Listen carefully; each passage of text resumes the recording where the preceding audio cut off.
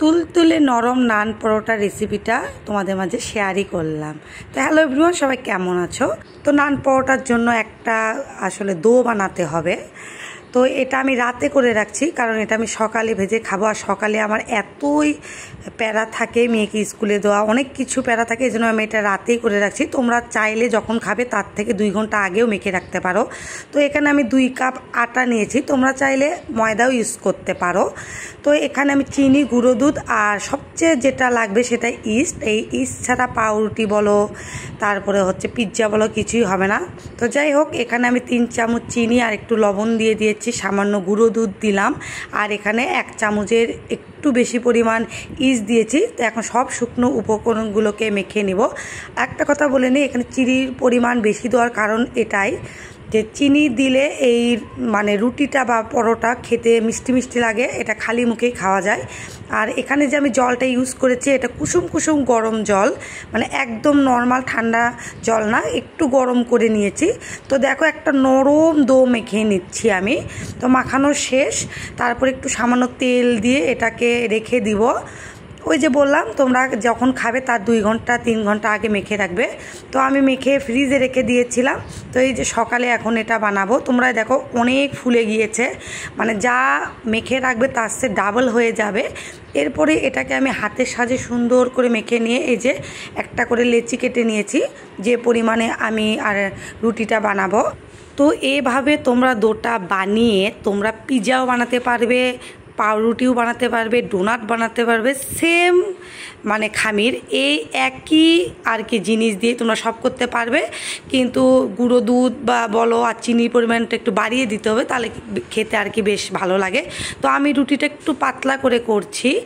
আর দোকানে বা হোটেলে বলো, তাদের তান্দুরটা যে থাকে সেটা অনেক হিট থাকে, যার জন্য ওদের পরোটা বা বলো রুটি বলো নান রুটিগুলো অনেক ফুলকো হয়। তো আমারটাও কিন্তু কোনো অংশে কম হয় না। আমি তাওয়াটা খুব সুন্দর গরম করে নিয়েছি, আর তোমরা দেখো অলরেডি কিন্তু ফুলে ফুলে উঠছে বাবলসের মতো। তো আমি এপাট ওপাট করে সুন্দর করে ভেজে নিয়ে একটু তেল দিয়ে দিব।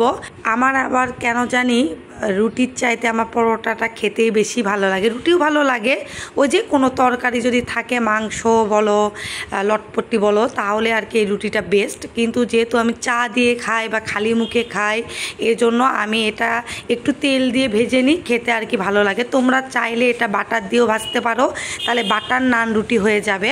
তো যাই হোক, কি সুন্দর লাল লাল করে ভেজে নিচ্ছি। আমার আবার লাল লাল নান পরোটা বলো রুটি বলো আমার খুব ভালো লাগে। তো দেখো, আমি এপাট ওপাট করে 3-4টা ভেজে নেব, বেশি ভাজবো না। আর এগুলো রুটি বা পরোটা বলো, এগুলো একটা খেলে মোটামুটি পেটটা ভরে যায়, সাধারণ রুটির মতো 3-4টা লাগে না।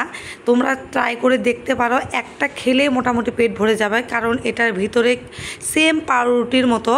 কারণ তোমরা তো অনেকেই হোটেলে নান রুটি পরোটা খেয়েছো, তার চাইতে বাইরে থেকে কিনে খাওয়ার চাইতে বাসায় অল্প কিছু দিয়ে বাসায় ঝটপট বানিয়ে নিতে পারবে এরকম নান পরোটা। আমি তো যেদিন থেকে এগুলো বাসাতেই বানানো শিখে গিয়েছি, তখন থেকে আমি বাইরের খাওয়া, বিশেষ করে বাইরের নান রুটি পরোটা পিৎজা এগুলো খাওয়া একদমই বাদ দিয়ে দিয়েছি।